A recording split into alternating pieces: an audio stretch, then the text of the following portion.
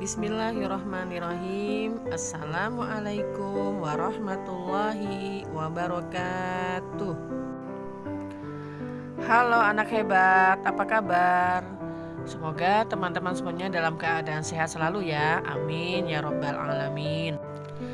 Hari ini kita akan belajar pendidikan agama Islam, pembelajaran 6, cinta Rasul. Dan hari ini kita akan membahas kisah tentang Nabi Nuh alaihi salam. Sebelum kita mulai belajar, kita berdoa dulu ya teman-teman. Bismillahirrahmanirrahim. Rabbi zidni ilma warzuqni fahma, amin. Nah, sebelum Bu Guru berkisah tentang Nabi Nuh, Bu Guru mau tanya dulu nih, teman-teman tahu nggak Nabi Nuh itu adalah nabi yang keberapa? Iya betul, Nabi Nuh adalah nabi ketiga setelah Nabi Idris alaihi salam. Ada berapa nabi dan rasul yang harus kita hafal? Iya, ada 25. Bu Guru punya lagu nih, dengerin ya.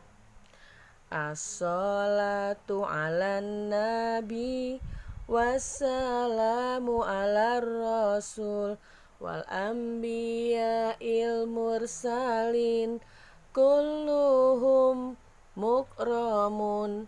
Selawat ke atas nabi, sejahtera ke atas rasul, nabi-nabi yang diutuskan, mereka semua adalah mulia.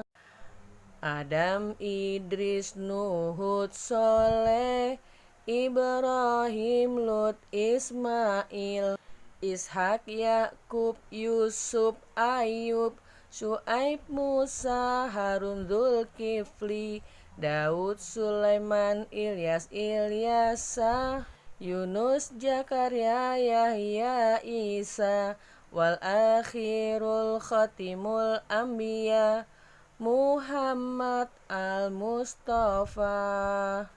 Nah, jadi Nabi Nuh adalah nabi yang ketiga ya. Nabi Nuh diutus kepada kaum Rasib, yang mana pada saat itu kaum Rasib menyembah berhala.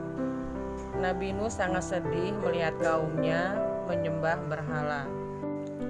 Dan akhirnya Nabi Nuh berdakwah dan menyeru kepada kaumnya dan juga keluarganya untuk menyembah hanya kepada Allah. Namun mereka menolak seruan Nabi Nuh. Bahkan mereka mentertawai ajaran Nabi Nuh, termasuk istrinya Wali'ah dan anaknya Nabi Nuh yang bernama Kan'an. Mereka juga menolak ajaran Nabi Nuh.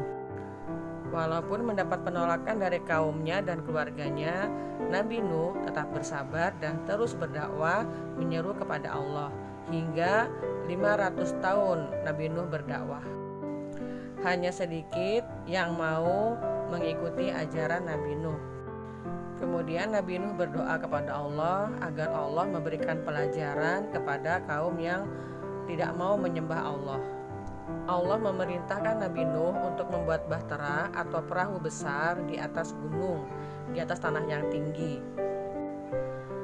Dan orang-orang semakin mengejek Nabi Nuh, bahkan mengatakan bahwa Nabi Nuh gila karena membuat perahu di atas gunung. Nabi Nuh dengan sabar terus melaksanakan perintah Allah dengan membuat bahtera. Ya, setelah bahtera itu jadi, Nabi Nuh mengajak kepada kaumnya yang ingin selamat untuk masuk ke dalam bahtera yang sudah dibuat oleh Nabi Nuh. Nabi Nuh mengatakan kepada kaumnya bahwa nanti akan terjadi hujan lebat dan akan terjadi banjir besar. Untuk itu, Nabi Nuh mengajak kaumnya untuk masuk.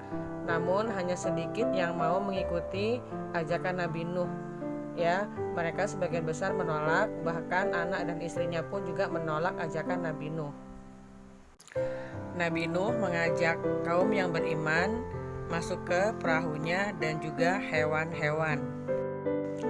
Tidak lama kemudian hujan turun dengan lebat, ya, bahkan tidak berhenti sampai 40 hari 40 malam sehingga terjadi banjir besar. Nabi Nuh masih mengajak anaknya untuk ikut ke kapalnya, tapi anaknya tetap menolak ikut dengan Nabi Nuh. Setelah banjir semakin besar dan tidak ada lagi tempat berlindung, barulah mereka menyesal tidak mengikuti Nabi Nuh.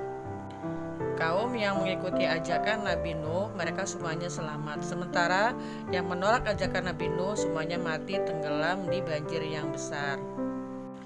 Nah, pelajaran yang bisa diambil dari kisah Nabi Nuh adalah kita harus selalu sabar dalam menghadapi setiap ujian dan cobaan. Nabi Nuh memiliki sifat mulia dan tidak mudah putus asa. Semoga kita bisa meneladani sifat Nabi Nuh dalam kehidupan sehari-hari. Sampai sini dulu ya pembelajaran kita hari ini. Mari sama-sama kita mengucapkan hamdalah. Alhamdulillahirrabbilalamin. Wassalamualaikum warahmatullahi wabarakatuh.